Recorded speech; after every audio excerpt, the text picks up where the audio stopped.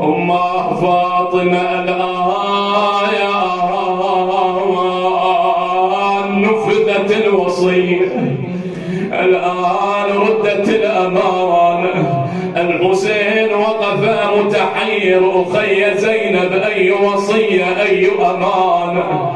قالت اعلم يا ابن والدي، عندما دنت وفاة أمنا فاطمة قالت لي بني زينب لي عندك وصية. ما هي الوصية؟ قالت لي إذا رأيت أخاك الحسين بأرض يقال لها كربلاء يستغيث ولا يغاث ويستجير ولا يجار، شميه في نحره وإله قبليه في صدره. ليش في النحر؟ ليش في الصدر؟ لأن النحر موضع السيف، ولأن الصدر موضع الخيول. أين المنادي وحسينا؟ رحم الله من نادى وحسينا.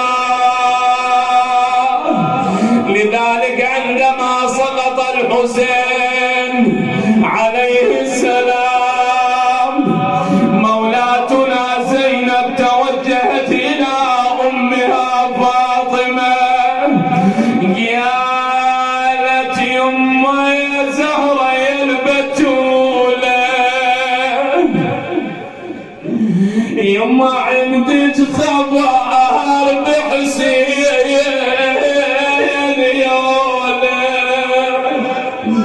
يما من طاح والعدوان جاله على ضلوع صدره غدت ياله يا يما من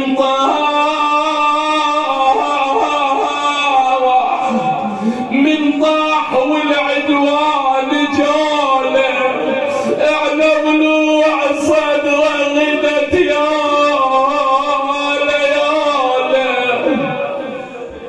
عاد الزهراء تجاوب زينب تقلها انا الوالده المكسور ضلعي وعلى جثته وليت جاي انعي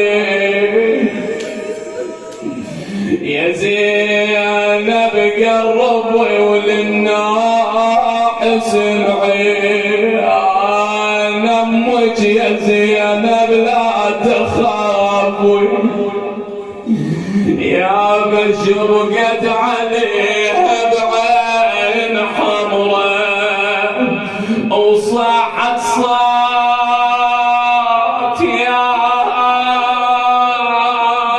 يما يا زهرة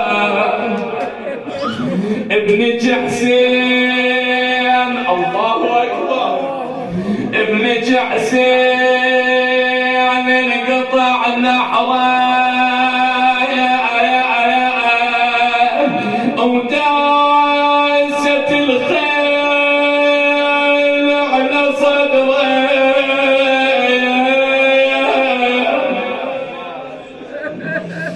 والله ابنك حسين انقطع نحره وداست الخيل على الخيل على الخيل وداست الخيل على صدره. عاد زينب سلام الله عليها استغاثت بأمها فاطمة بعد مقتل الحسين. بأي حالة أنا وياك نقرأها يا الله وأجرك على صاحب العصر والزمان. يا للتعالي تحفظ نشمها، ما أريد واحد ساكت يا الله عزاء لصاحب الزمان. والله تعالي يا ام حسن يا ام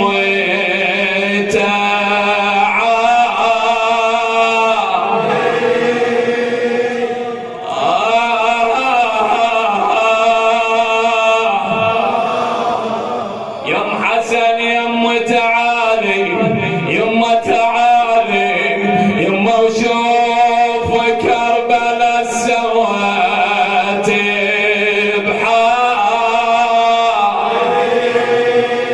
يا الله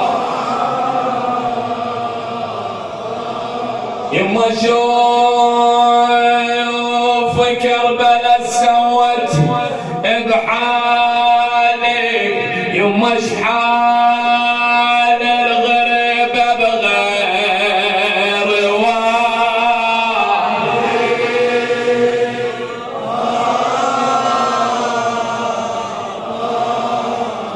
يمه شحال الغربة بغير والي انا اشوف اخوة مذنبحة عقبال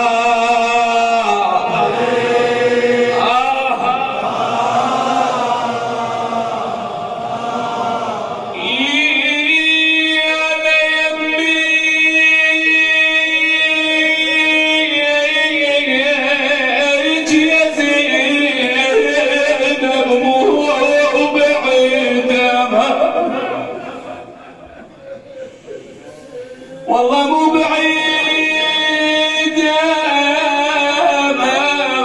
انا بلد ايام انا ساكن البيت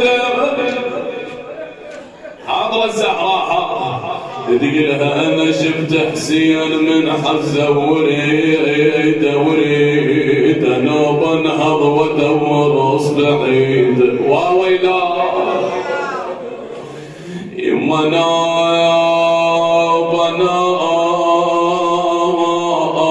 بنهض وادور اصبعي دماء ونوب نهض وادور جبع ضيد يا يما وانا للزهراء يا الله